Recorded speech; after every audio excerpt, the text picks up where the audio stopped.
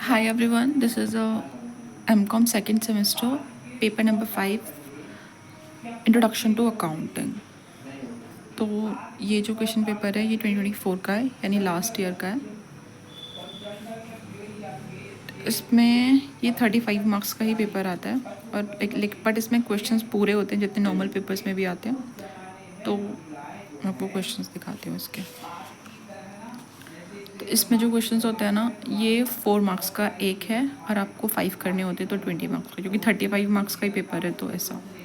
अब पता है, अगर इसका बेसिक रूल है, अगर आपको अकाउंट्स के बेसिक्स आते हैं ना, जो भी आपने 11th-12th में पढ़े हैं, अगर आपकी कॉमर्स थी तो, और नहीं भी थी तो आपने बीकॉम में पढ़े होंगे फर्स्ट ईयर सेकेंड ईयर में, कि अकाउंटेंसी क्या है, उसके कॉन्सेप्ट क्या हैं, ट्रायल बैलेंस क्या है, जो नॉर्मल चीज़ें होती हैं ना वो हैं इसमें। तो देखो, इसका सेक्शन ए का फर्स्ट क्वेश्चन क्या है, explain briefly the concept of accounting. फिर दूसरा है what is accounting, explain it's main advantages. मतलब थ्योरी है, इसमें थ्योरी के क्वेश्चन ज़्यादा आते हैं और प्रैक्टिकल के कम है, बट आते हैं प्रैक्टिकल। और जो प्रैक्टिकल है ना वो बहुत ईजी आएगा। जैसे वो आपसे पूछ लेगा कि जनरल एंट्री क्या होती है, जनरल एंट्रीज लिख के बताओ, 2-3 स्टेटमेंट्स दे देंगे आपको उसके बारे में, या आपको नॉर्मल सा एक क्वेश्चन देंगे जिसमें आपको बनाना होगा अपना ट्रेडिंग अकाउंट, फिर P&L, फिर बैलेंस शीट, बट बहुत ही बेसिक। उसमें जो आपको दिए जाएंगे ना क्वेश्चन सॉल्व करने को, वही होगा। डेप्रिसिएशन निकालना होगा किसी का इंटरेस्ट निकाल दो, मतलब बहुत ज़्यादा बेसिक आता है इसमें। तभी इसका नाम सिर्फ इंट्रोडक्शन टू अकाउंटिंग है, मतलब अभी आप सिर्फ अकाउंटिंग से इंट्रोड्यूस हो रहे हो। ठीक है, तो सेकंड क्वेश्चन तक हमने कर लिया था। थर्ड क्वेश्चन है what purpose of does trial sheet reserve state it's utilities. फिर उसके बाद है explain the rule of personal, real and nominal account with suitable examples. फिर क्वेश्चन नंबर 5 है what is trial balance and why it is prepared. Question number 6 है what is accounting information, explain the qualitative features of accounting information. फिर है define the term double entry accounting and explain its importance in maintaining accurate financial records. उसके बाद एक numerical question दिया है, इसमें कुछ नहीं बोला, आपको सिर्फ जनरल एंट्री पास करनी है। पहला है commenced business with cash 25,000। B है brought goods from Ramesh and corporation and company, paid CGST and SGST each 6% पे 54,000 पे। ठीक है, फिर उसके बाद है sold goods to Mahesh of ₹60,000, charge IGST at the rate of 12%। फिर है पेड ऑफिस एक्सपेंस ऑफ ₹500। फिर है received cash from Rajesh, discount allowed is 1,200 on ₹66,000। तो कुछ नहीं करना, आपको सिर्फ बेसिक जनरल एंट्रीज पास करनी है। आई होप ये इजी क्वेश्चन है और आप इसे कर लोगे। उसके बाद है पार्ट नंबर बी। इसमें क्या है, एक क्वेश्चन 5 मार्क्स का है, क्योंकि आपको ध्यान रखना है कि पेपर ही 35 मार्क्स का है, बट इसमें पूरा 3 घंटे मिल रहा है ना, तो जैसे नॉर्मल पेपर होता है उसी की तरह करना है। ऐसा नहीं कि 35 मार्क्स देखे और आप बोलो ये तो कुछ है ही नहीं, खुद ही कर लेंगे, काइंड ऑफ ऐसा नहीं। पढ़ के जाना इसमें भी सच में, और बेसिक थोड़े से क्लियर कर लेना आपने। लाइब्रेरी से बुक ले लो या कैसे भी कर लो, बट पढ़ के जाना इसको भी, क्योंकि रिजल्ट में इम्पैक्ट डालता है ये वाला पेपर। फिर उसके बाद है ये लॉन्ग आंसर टाइप में पहला क्वेश्चन है what do you understand by accounting and state the objective and principle of accounting. उसके बाद ये न्यूमेरिकल क्वेश्चन है और सबसे इजी क्वेश्चन है ये न्यूमेरिकल में, रट लो इसको। तो इसके टाइप के क्वेश्चन आते हैं, आई थिंक प्रीवियस 2 ईयर से तो आ रहे हैं। फिर उसके बाद है on January 1, 2012 X Ltd purchased a machinery of rupees 12 lakh. On July 1st, 2014, a part of machinery purchased on January 1st, 2012 for rupees 80,000 was sold at rupees 45,000, and a new machinery at a cost of rupees 1,58,000 was purchased and installed on the same date. The company has adopted the method for providing 10% per annum depreciation on the original cost of machinery required. Show the necessary ledger. पहला आप इस question को normally solve कर लेना, कुछ नहीं बोल रहा है क्वेश्चन में, बोल रहा है एक मशीनरी परचेज़ करी है 12 लाख की, और उसी मशीनरी का एक पार्ट जिसकी वैल्यू 80,000 थी उसको बेच दिया हमने 45,000 में, और उसी दिन हमने क्या किया, एक नई मशीनरी परचेज़ करी 1,58,000 की और उसको सेम डे इंस्टॉल कर दिया ओरिजिनल कॉस्ट पे डेप्रिसिएशन लग रहा है 10% के हिसाब से। पहले क्वेश्चन को सॉल्व करना, उसके पार्ट्स की वैल्यू निकालना एक्चुअल में, फिर उसके बाद नेसेसरी जनरल एंट्रीज आपको डालनी है, ठीक है। उसके बाद जो क्वेश्चन है वो है what is the income and expenditure account prepare from receipt and payment account. फिर उसके बाद एक और क्वेश्चन दिया है, बट इसमें भी क्या है, नॉर्मल जनरल एंट्रीज ही हैं। Pass the general entry books of Deepak of Delhi for the following transaction and prepare ledger. अगर आपको स्क्रीनशॉट करके सॉल्व करना है तो इसको स्क्रीनशॉट ले लो, वरना मैं लाइक सिंगल क्वेश्चंस ले रही हूँ। आपको लेजर अकाउंट ही प्रिपेयर करना है। तो इसका पहला पार्ट पता है क्या, कि purchase goods from Anupriya of tally of ₹25,000। इसमें CGST लगाए 9% और SGST लगाए 9%। आई होप आपको CGST और SGST का पता होगा। CGST सेंट्रल GST है और SGST स्टेट वाला है, ठीक है। और GST आई होप आपको फुल फॉर्म आती होगी, गुड्स एंड सर्विस टैक्स। फिर दूसरा है purchase goods from Rama Rathore of Rajasthan for rupees इतना 3 लाख है। फिर इसमें IGST लगा है 12% और IGST होता है इंटीग्रेटेड, इसमें स्टेट प्लस सेंट्रल दोनों होते हैं, ठीक है, 12%। अब उसके बाद है goods sold to Gurpreet Sandhu of Punjab of ₹2 lakh, IGST कितना लगा है 12%। फिर उसके बाद है paid railway flight of ₹15,000, CGST लगा है इसमें 9% और SGST लगा है 9%, फाइन। फिर paid broadband service ₹1,000 by cheque, इसमें CGST 6% और SGST भी 6%। Sold goods to Gangaram of UP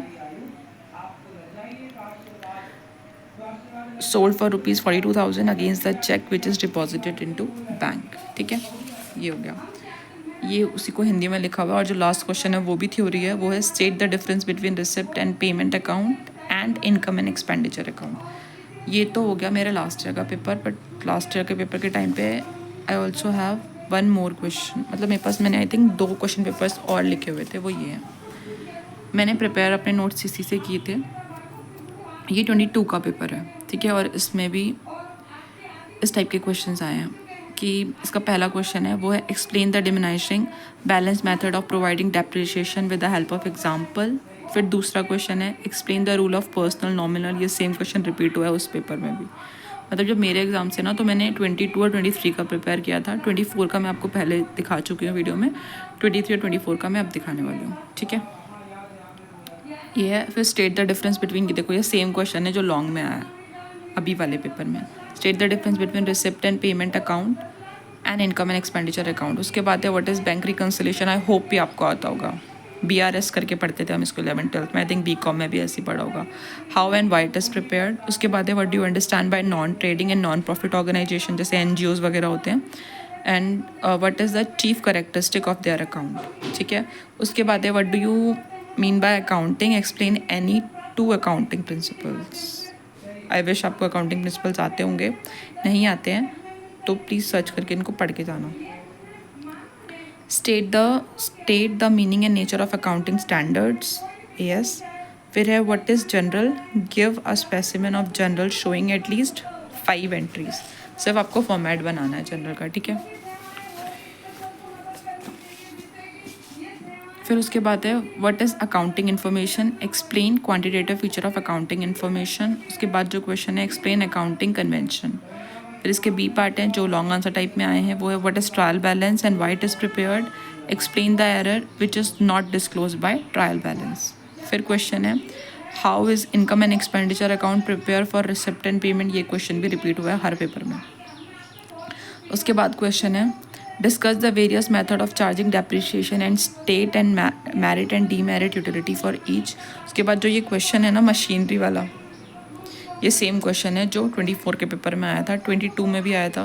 वही है कि एक मशीनरी खरीदी एक स्पेसिफिक प्राइस में, उसके बाद उसका एक पार्ट बेच देंगे 80,000 का 45 में, फिर एक नया पार्ट खरीदेंगे उसी दिन। ये सेम है, उसको पॉज करके प्लीज़ पढ़ लेना एक बार,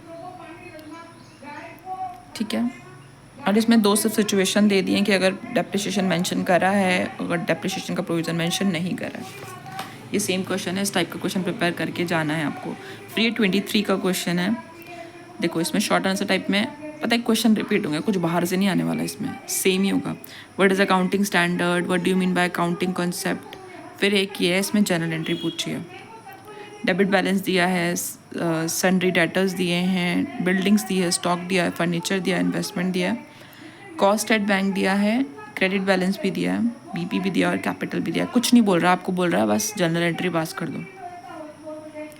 फिर उसके बाद है give the specimen of bank reconciliation statement.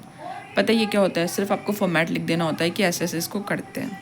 उसके बाद देखो एक क्वेश्चन है, नॉर्मल है ये भी। Depreciation was provided for 2 years at the rate of 10% per annum on a fixed instalment method on a machinery which was purchase for 20,000 on 1st January 2022, but on 1st January it was decided 2022 में खरीदी थी, but 1st जनवरी में उन्होंने decide किया कि वो method change कर देंगे।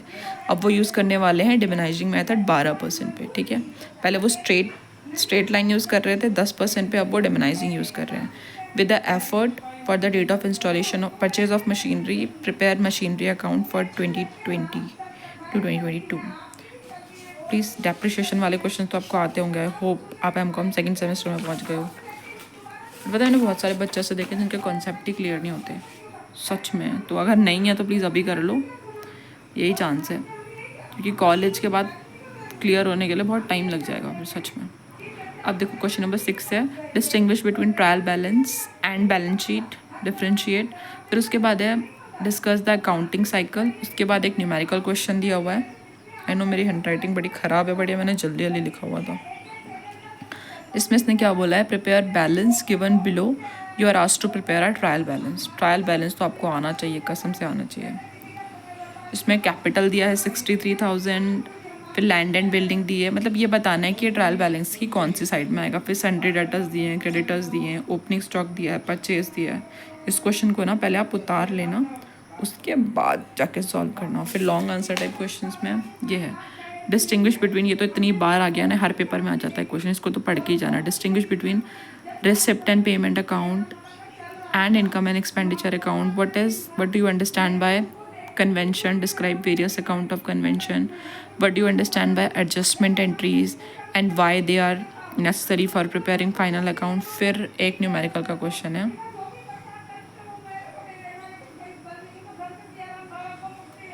इस पेपर में न्यूमेरिकल ज़्यादा आए हैं, ये 2023 का पेपर है, हमारे उसमें न्यूमेरिकल्स कम आए थे। इसमें यही है पैटर्न चल रहा है, कभी न्यूमेरिकल ज़्यादा दे देते हैं, कभी न्यूमेरिकल कम दे देते हैं। और इस केस में लॉन्ग आंसर टाइप में ना न्यूमेरिकल आया, तो प्लीज़ इस सेम न्यूमेरिकल तो नहीं आएंगे, बस इस टाइप के न्यूमेरिकल आपको थोड़ा सा देख के जाने हैं। और हाँ, मेरे पास आई थिंक इसके बाद आपका नेक्स्ट एग्ज़ाम एंटरप्रेन्योरशिप का है, मेरे पास उसके नोट्स और उसके क्वेश्चन पेपर पड़े हैं 2022 और 2023 के। तो अगर आपको चाहिए होंगे तो प्लीज़ कमेंट कर देना, मैं मेरे नोट्स और वो 2 क्वेश्चन पेपर शेयर कर दूँगी। और जो मेरा क्वेश्चन पेपर था वो ऑलरेडी शेयर्ड है, तो आप उसको वहाँ पे जाके चेक कर लो। Thank you, please to like share and comment.